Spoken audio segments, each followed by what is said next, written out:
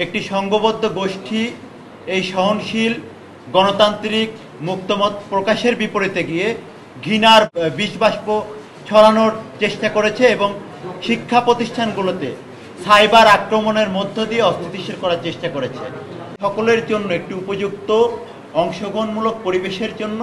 এই গ্রুপগুলো এখন নিষ্ক্রিয় রাখা প্রয়োজন, যাতে কেউ এই গ্রুপগুলোর মাধ্যমে কোনো মিথ্যা প্রোপাগান্ডা না ছড়াতে পারে। আপনারা অবগত আছেন, বিগত দীর্ঘ ফ্যাসিবাদী শাসনামলের পরে 5 আগস্ট ছাত্র জনতার ঐতিহাসিক গণ অভ্যুত্থানের মধ্য দিয়ে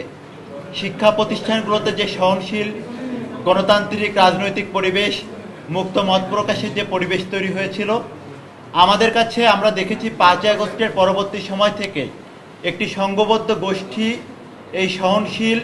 গণতান্ত্রিক মুক্তমত প্রকাশের বিপরীতে গিয়ে ঘৃণার বিষবাষ্প ছড়ানোর চেষ্টা করেছে এবং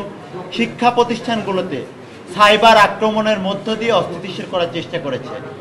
সেই ধারাবাহিকতায় আমরা দেখেছি ঢাকা বিশ্ববিদ্যালয়ে নামে বিভিন্ন গ্রুপে ঢাকা বিশ্ববিদ্যালয়ের শিক্ষার্থী সহ ঢাকা বিশ্ববিদ্যালয়ের বিভিন্ন রাজনৈতিক ব্যক্তিদেরকে নিয়ে বিভিন্ন সময় মিথ্যা প্রোপাগান্ডা ছড়ানো হয়েছে। আমরা আসন্ন যে ডাকসু নির্বাচন আগামী 9 সেপ্টেম্বর, সেই নির্বাচনের আগে, নির্বাচনের তফসিল ঘোষণার আগে আমরা নির্বাচন কমিশনের সাথে যে আমাদের যে আলোচনা অনুষ্ঠিত হয়েছিল, সেই আলোচনায় আমরা নির্বাচন কমিশনকে জানিয়েছিলাম যে আসন্ন ডাকসু নির্বাচনকে সুষ্ঠু, উৎসবমুখর, অংশগ্রহণমূলক করার জন্য এই ঢাকা বিশ্ববিদ্যালয়ের নামে যে গ্রুপগুলো আছে সেখানে যেভাবে বিভিন্ন রাজনৈতিক ব্যক্তিদেরকে নিয়ে যেভাবে সাইবার বুলিং করা হয় এবং ভিন্ন মতকে যেভাবে নোংরা আক্রমণের মাধ্যমে দমন করার চেষ্টা করা হয়, এটি কোনোভাবেই একটি লেভেল প্লেইং ফিল্ড নির্বাচনের জন্য তৈরি করতে পারে না এবং এটি বাধাগ্রস্ত করবে। আমরা দেখে আসছি যে নির্বাচন শুরু হওয়ার পরও বর্তমান নির্বাচন কমিশনকে ঢাকা বিশ্ববিদ্যালয়ের সকল ছাত্র সংগঠনের পক্ষ থেকে এবং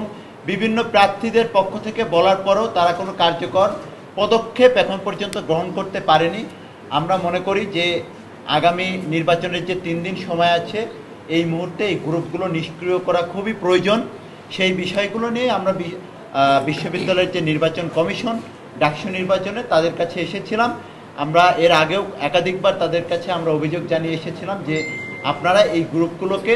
নির্বাচনের সময় পর্যন্ত অন্তত নিষ্ক্রিয় রাখার ব্যবস্থা গ্রহণ করেন, কেননা তারা এই গ্রুপগুলোর যারা মডারেটর তাদের সাথে অফিসিয়ালি মিটিং করেছে, যেহেতু তারা আমাদের বিশ্ববিদ্যালয়ের ভাই অথবা বোন। তো আমরা চাই যে একটি লেভেল প্লেইং ফিল্ড এবং সকলের জন্য একটি উপযুক্ত অংশগ্রহণমূলক পরিবেশের জন্য এই গ্রুপগুলো এখন নিষ্ক্রিয় রাখা প্রয়োজন, যাতে কেউ এই গ্রুপগুলোর মাধ্যমে কোনো মিথ্যা প্রোপাগান্ডা না ছড়াতে পারে এবং ঘৃণার যে বিষবাষ্প ছড়ানোর চেষ্টা হয় সেটি যাতে কোনো প্রার্থী কিংবা কোনো সংগঠনের বিরুদ্ধে ছড়ানো না হয়।